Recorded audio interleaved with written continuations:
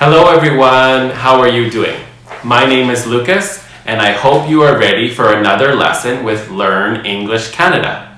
Today's lesson will focus on the 3 types of dependent clauses in English: noun clauses, adjective clauses, and adverb clauses.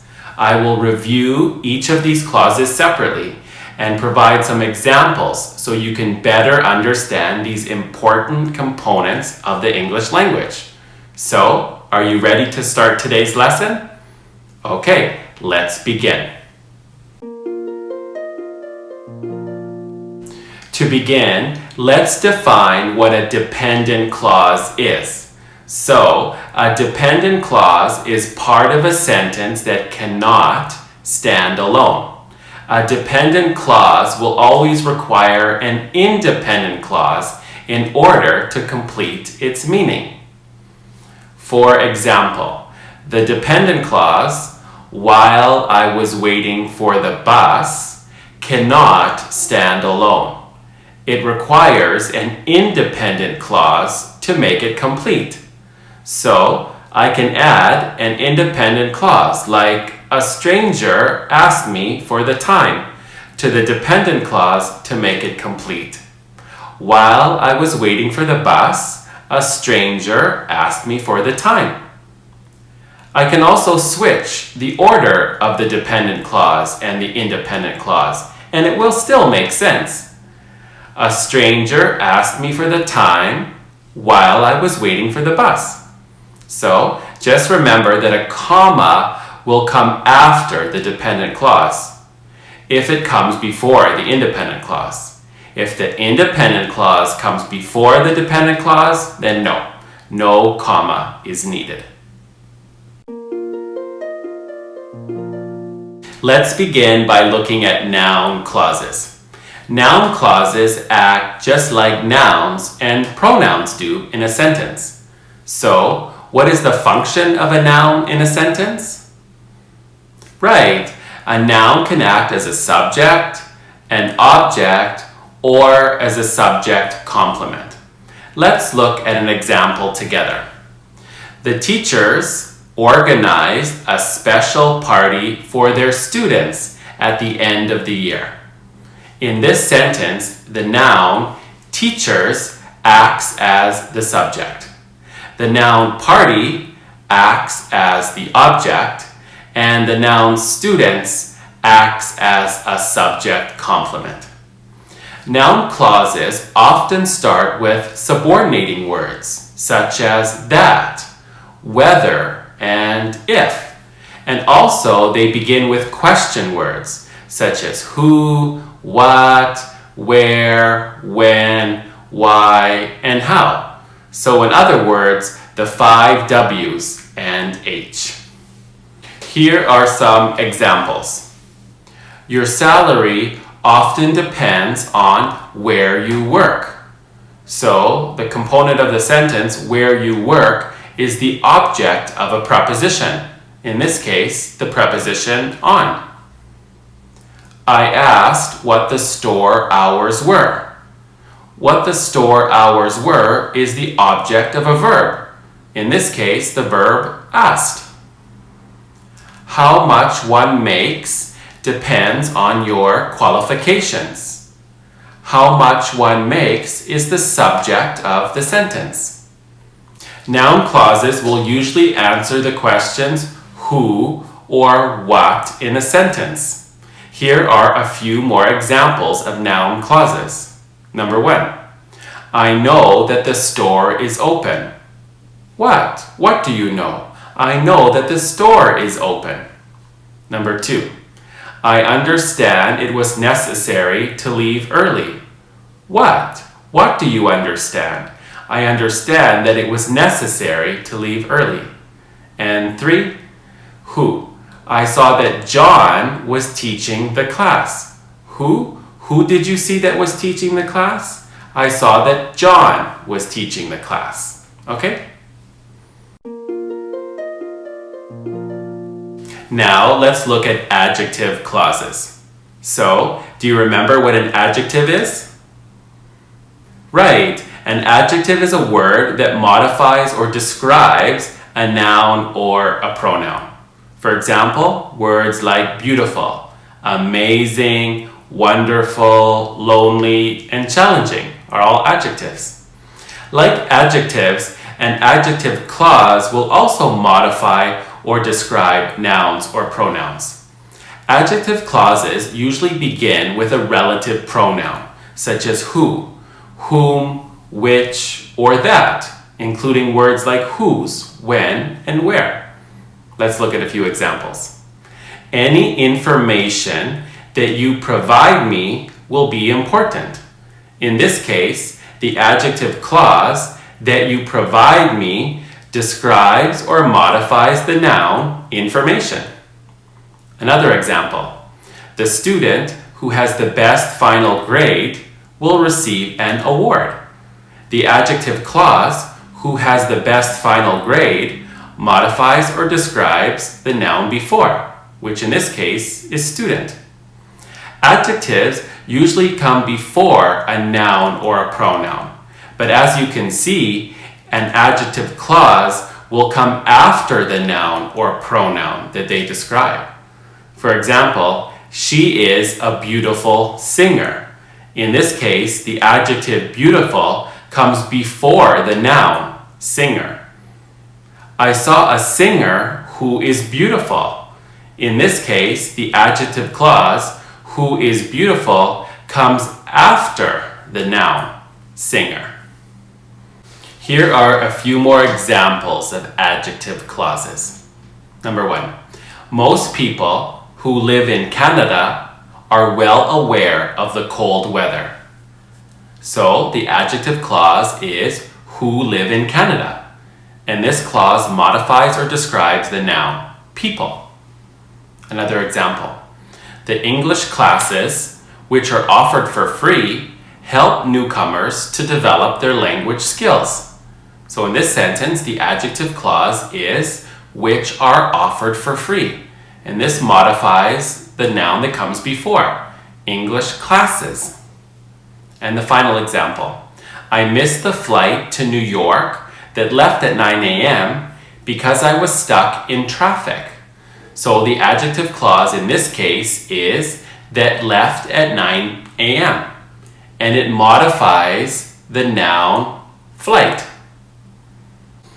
If you look at the following sentences, some of the adjective clauses are separated by commas and some are not.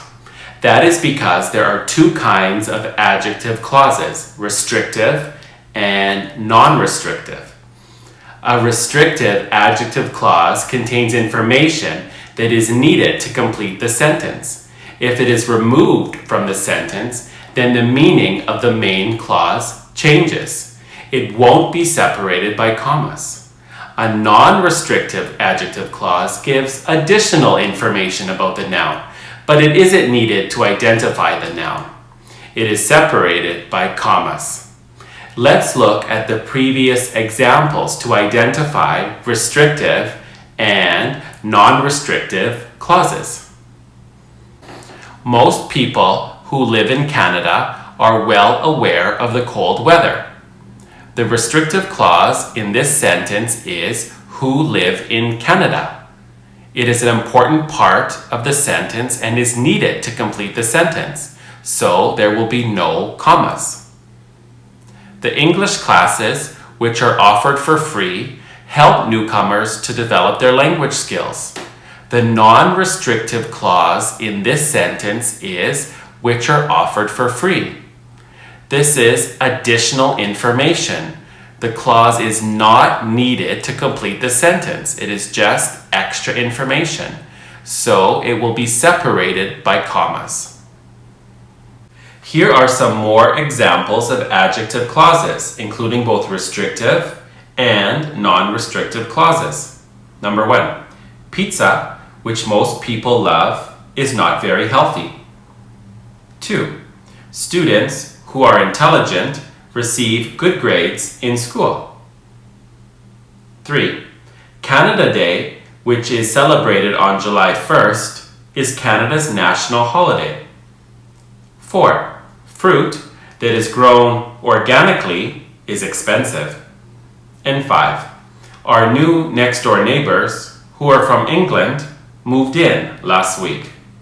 So, which of the adjective clauses are restrictive and non-restrictive? Right, numbers 2 and 4 are restrictive, and numbers 1, 3, and 5 are non-restrictive. Good work. Adverb clauses. Before explaining what an adverb clause is, can you tell me what an adverb is?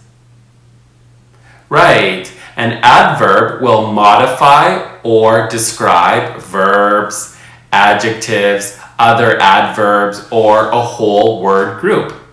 Well, adverb clauses do exactly the same thing as adverbs. An adverb clause will always begin with a subordinating conjunction. Words such as while, although, as, because, and if, just to name a few. Here are a few examples of some adverb clauses. While I was in university, I worked part-time at a coffee shop. So in this sentence, the adverb clause is while I was in university. And you could see the subordinating conjunction while. If I don't feel better soon, I'll make an appointment with my doctor. If I don't feel better soon is the adverb clause, and it begins with the subordinating conjunction if. Remember that an adverb clause will come at the beginning of a sentence, like the two examples here, but they can also be placed at the end of a sentence too. For example, I worked part-time at a coffee shop while I was in university. So the adverb clause can come at the end of the sentence. I'll make an appointment with my doctor if I don't feel better soon. If I don't feel better soon, again, is the adverb clause and can come at the end of a sentence. Now, I want to give you some adverb clauses, and you tell me which part of the sentence is the adverb clause. Okay? Number 1. While I was in Toronto, I visited my aunt and uncle. Right, the first part of the sentence is the adverb clause, while I was in Toronto. Number 2. I took my umbrella with me this morning because the forecast called for rain this afternoon. Right, the second part of the sentence is the adverb clause, because the forecast called for rain this afternoon. Number 3. I left work early today as I wasn't feeling well. Right, the second part of the sentence is the adverb clause, as I wasn't feeling well. Number 4. If you want to improve your grades, you need to focus and study more. Yes, the first part of the sentence is the adverb clause, if you want to improve your grades. And number 5. Although Sarah didn't pass the test, her teacher allowed her to rewrite it. Correct. The first part of the sentence is the adverb clause, although Sarah didn't pass the test. Now, let's do some practice. I will show you a sentence that contains a clause. Please identify the underlined clause as either a noun, adjective, or an adverb clause. Okay, are you ready? Let's begin. Number 1.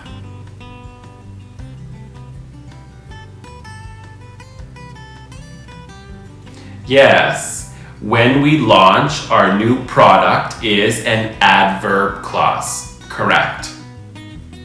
Number 2.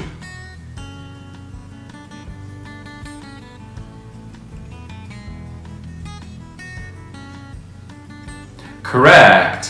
which is increasing every year is an adjective clause.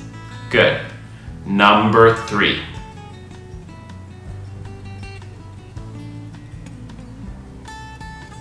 Yes, how to write a letter is a noun clause. Good job. Number 4.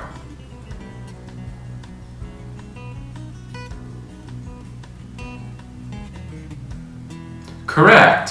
While I was in the forest is an adverb clause. Correct.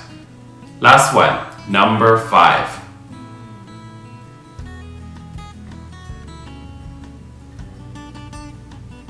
Right. Which employs thousands is an adjective clause. Good job.